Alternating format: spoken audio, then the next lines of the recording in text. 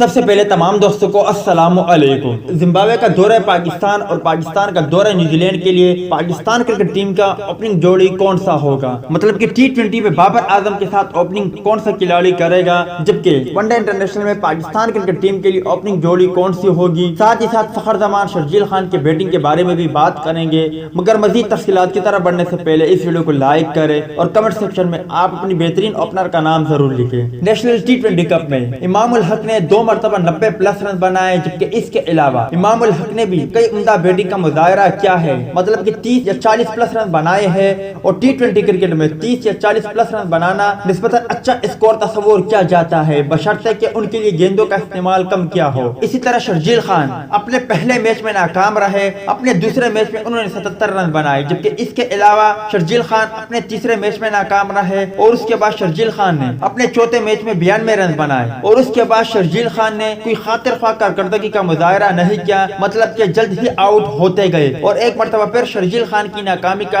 سلسلہ شروع ہوا۔ اب ایسے میں رمیز راجہ بھی شرجیل خان پر تنقید کر رہے ہیں، اور ساتھ ہی ساتھ کئی سابق کرکٹر شرجیل خان کی فٹنس کے حوالے سے سوالات اٹھا رہے ہیں۔ ایسے میں کیا شرجیل خان کی قومی ٹیم میں واپسی ہو سکتی ہے؟ جی ہاں دوستو، شرجیل خان کی قومی ٹیم میں واپسی ہو سکتی ہے، اور دورہ زمبابوے کے خلاف ہمیں شرجیل خان کی قومی ٹیم میں شمولیت ممکن نظر آ سکتی ہے، مگر یہاں پر ایک اور خطرے کی گھنٹی ہے۔ جی ہاں دوستو، فخر زمان کی بیٹنگ میں دن بدن بہتری آ رہی ہے، اور فخر زمان جارحانہ انداز سے بیٹنگ کرتے ہوئے نیشنل T20 کپ میں کافی رنز بنا رہے ہیں، اور ساتھ ہی ساتھ فخر زمان ذمہ داری کا مظاہرہ بھی کر رہے ہیں، مطلب کہ اگر بیٹنگ کے لحاظ سے دیکھا جائے تو نیشنل T20 کپ میں فخر زمان اور امام الحق نے نسبتاً شرجیل خان سے اچھی بیٹنگ کا مظاہرہ کیا ہے، اور بظاہر ایسا دکھائی دے رہا ہے کہ T20 میں بابر اعظم کے ساتھ اوپننگ فخر زمان کریں گے، جبکہ ون ڈے میں امام الحق اور فخر زمان اوپننگ کا آغاز کریں گے، مطلب کہ اوپننگ کریں گے، جبکہ شرجیل خان کو ایک مرتبہ پھر بٹایا جا سکتا ہے۔ تاہم اس حوالے سے کوئی حتمی یا باضابطہ اعلان نہیں ہوا،